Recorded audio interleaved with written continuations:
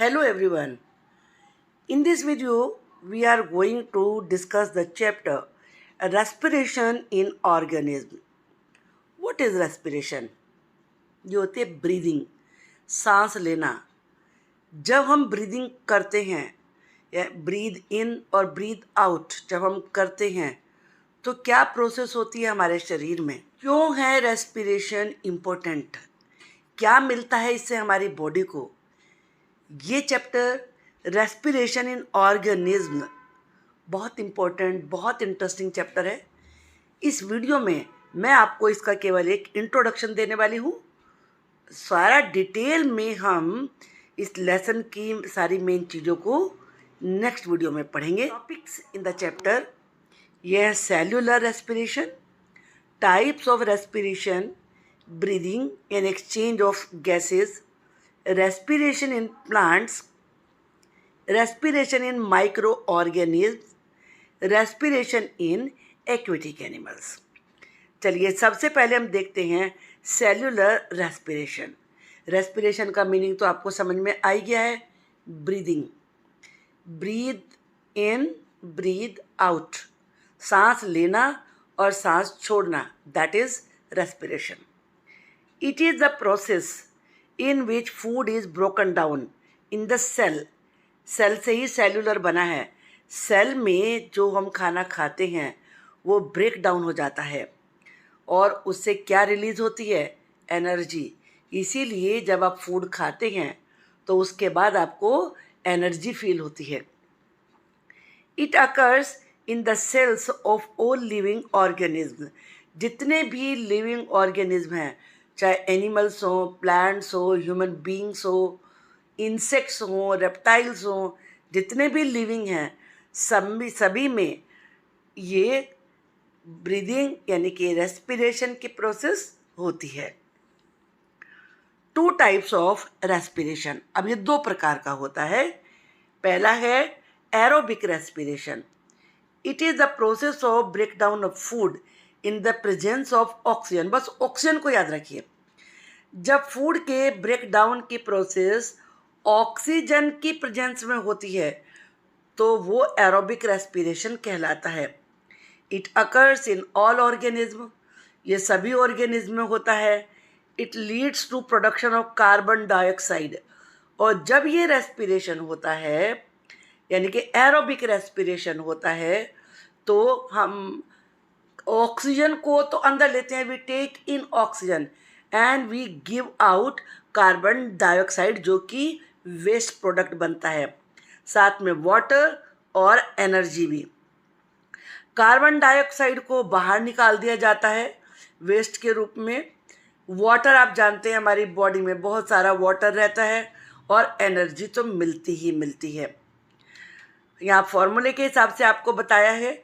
जब आप फूड लेते हैं सबसे पहले वो ग्लूकोज में कन्वर्ट होता है, जिसे ब्रेक डाउन ऑफ फूड कहते हैं. इस प्रोसेस में ग्लूकोज बनता है और ऑक्सीजन के साथ मिलके उसमें एक प्रोसेस रिएक्शन होता है जिससे CO2 बनती है, प्लस वाटर बनता है, प्लस एनर्जी बनती है.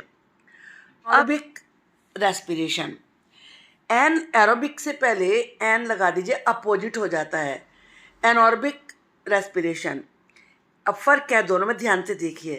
It is the process of break down of food in the absence of oxygen. कोई और डिफरेंस नहीं है भाई, ये है कि इसमें ऑक्सीजन नहीं होती. ऑक्सीजन की एब्सेंस में एन एरोबिक रेस्पिरेशन होता है. अब ये किस में होता है? क्योंकि लिविंग ऑर्गेनिज्म में तो सभी में आपको ऑक्सीजन चाहिए, तो ये यीस्ट में होता है यानी कि fermentation. Bacteria, human muscle cells. अब आप सोचेंगे कि ह्यूमन तो लिविंग ऑर्गेनिज्म होते हैं. ये तब होता है जब आप कोई भी फास्ट एक्सरसाइज करते हैं, फास्ट रनिंग करते हैं, जब आपकी बॉडी उतनी ऑक्सीजन नहीं ले पा रही है जितनी की चाहिए. आप तेज़ तेज़ जंप करिए, दौड़िए वेरी फास्ट, तो आप हाँफने लगते हैं. क्यों हाँफते हैं? क्योंकि ऑक्सीजन नहीं मिलती है आपकी बॉडी को. तो जो मसल्स के सेल्स होते हैं उनमें तब एन एरोबिक रेस्पिरेशन शुरू हो जाता है. रेस्पायर एनऑरेबिकली यानी कि बिना ऑक्सीजन के ही वो रेस्पायर करते हैं। ये सेल जो ईस्ट के सेल्स होते हैं, ईस्ट मैंने बताया ना, खमीर कहते हैं इसे, जिसमें फर्मेंटेशन इंग्लिश में कहते हैं। Anaerobic respiration leads to production of alcohol and carbon dioxide. ये सेल्स में जब एनऑर्बिक रेस्पिरेशन होता है तो उससे अल्कोहल का प्रोडक्शन होता है और कार्बन डाइऑक्साइड का होता है। तो जब आप कोई भी, जैसे मैंने बताया, फास्ट एक्सरसाइज आप कर रहे हैं तो आपकी बॉडी खुद आपको एनर्जी देना शुरू करती है, जो आपकी बॉडी का स्टोर्ड ग्लूकोज होता है। जैसे कोई वो जो फैट लोग होते हैं उन्हें कहते हैं ना फास्ट रनिंग करिए, फास्ट एक्सरसाइज करिए। क्यों? क्योंकि जब वो समय रनिंग करते समय, एक्सरसाइज करते समय, फास्ट करते समय वो फूड तो खाएंगे नहीं, तो जो हमारी बॉडी में स्टोर्ड ग्लूकोज होता है वो ही हमें एनर्जी देता है। तो ये विदाउट ऑक्सीजन होता है, CO2 बनती है, वाटर और energy. During heavy exercise our muscles respire anaerobically. जो हमारी मसल्स होती हैं वो एनएरोबिकली रेस्पायर करती हैं। रेस्पायर का मतलब breathe in breathe out, to provide energy to muscle cells, muscle cells को एनर्जी देने के लिए। This leads to accumulation of lactic acid. Accumulation का मतलब इकट्ठे होना, इससे हमारी बॉडी में लैक्टिक एसिड बनने लगता है। That causes muscle cramps.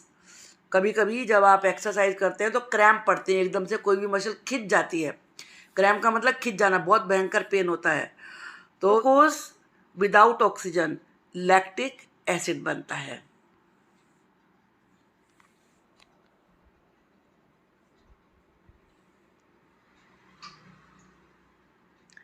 अब हम नेक्स्ट पॉइंट की तरफ चलते हैं, breathing in exchange of gases.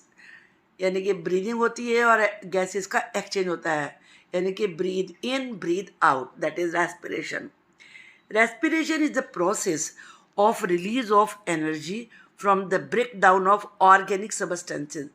जो भी आप ऑर्गेनिक सबस्टेंसेज लेते हैं उनके, यानी कि फूड, उनके ब्रेक डाउन से आपकी बॉडी में एनर्जी रिलीज होती है, उसी को रेस्पिरेशन कहते हैं।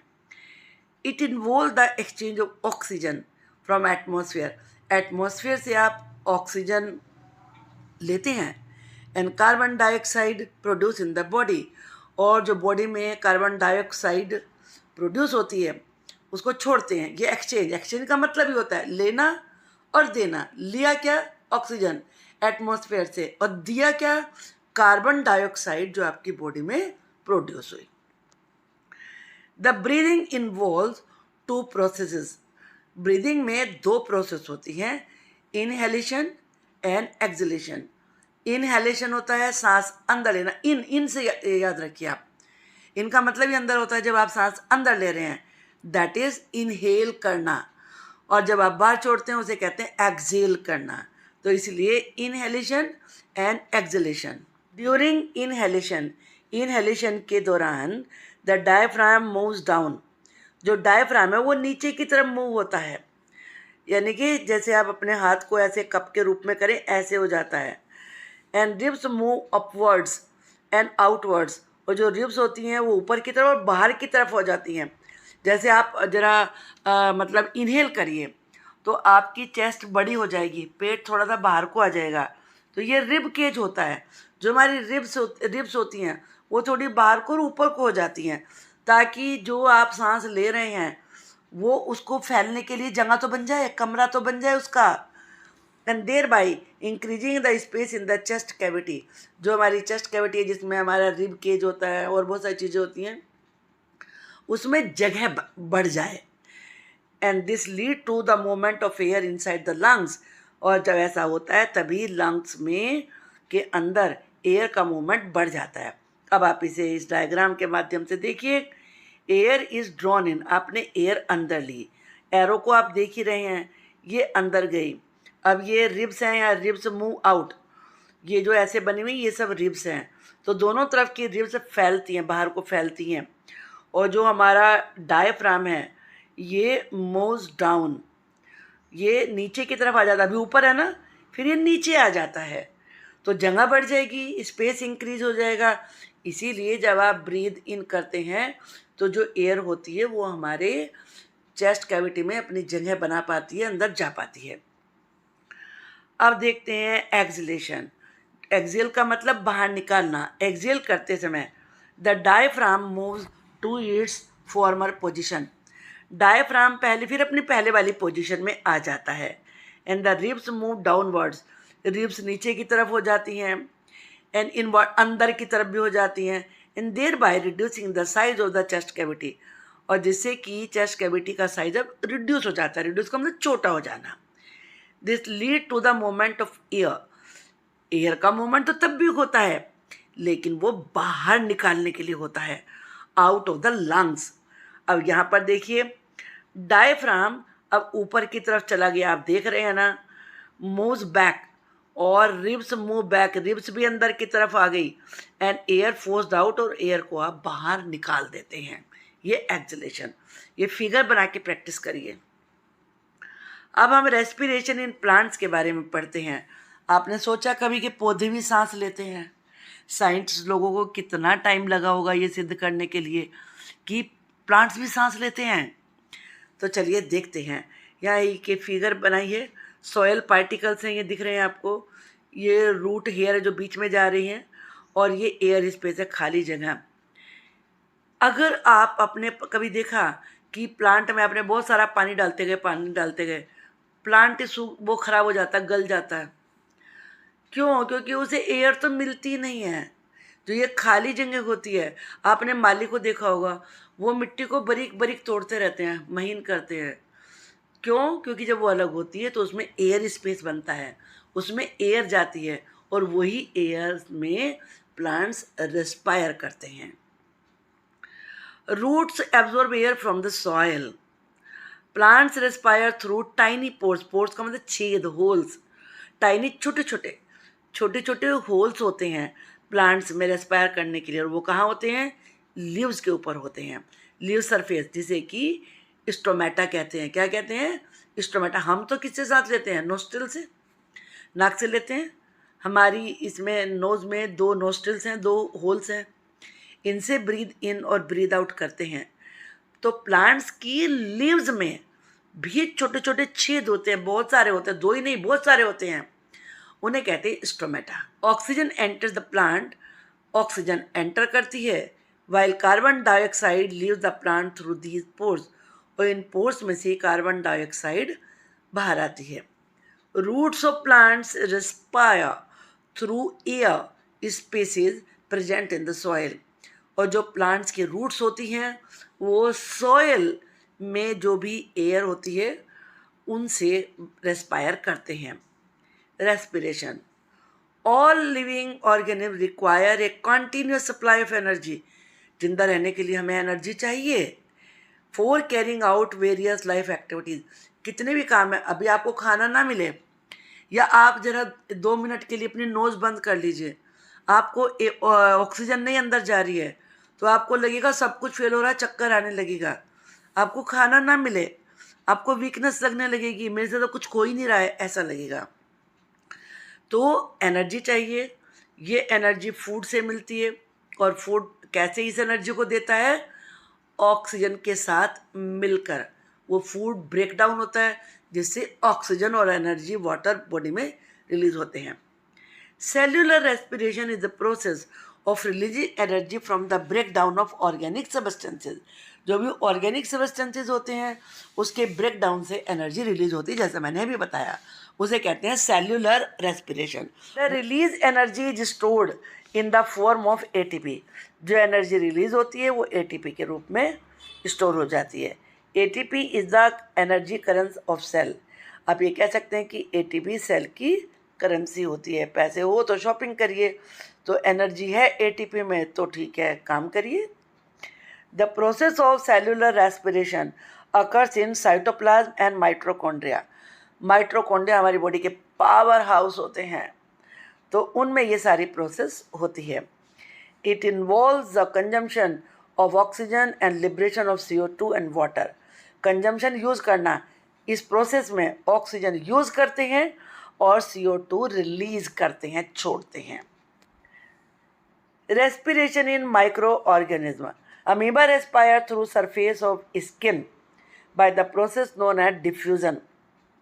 वो अपनी स्किन से, हम तो नोज से लेते हैं, और जो सॉइल में रूट्स लेती हैं वो एयर पोर्ट से लेती हैं, लेकिन जो कुछ जो होते हैं लिविंग ऑर्गेनिज्म वो स्किन से लेते हैं. Respiration in land animals. A cockroach has small openings on the sides of it body. जो कॉकरोच की बॉडी होती है उसके दोनों साइडों में, जैसे कि पिक्चर में देख रहे हैं, दोनों साइडों में मुंह खुले हुए होते हैं openings, which are known as spiracles. उन्हें क्या कहते हैं? Spiracles. The oxygen rich air enter through spiracles. इन स्पायरिकल्स में ही जो ऑक्सीजन भरी हुई एयर होती है वो अंदर जाती है.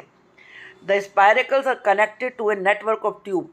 और एक बीच में ट्यूब होती है जिसे ट्रैकिया बोलते हैं. तो ट्रैकिया से कनेक्टेड होते हैं स्पायरिकल्स. ट्रैकिया एक तरीके से विंड पाइप आप कह सकते हैं, जैसे हमारे में भी ट्रैकिया होता है. फूड पाइप के साथ साथ विंड पाइप होता है, और विंड पाइप का नाम होता है ट्रैकिया. 4 gaseous exchange.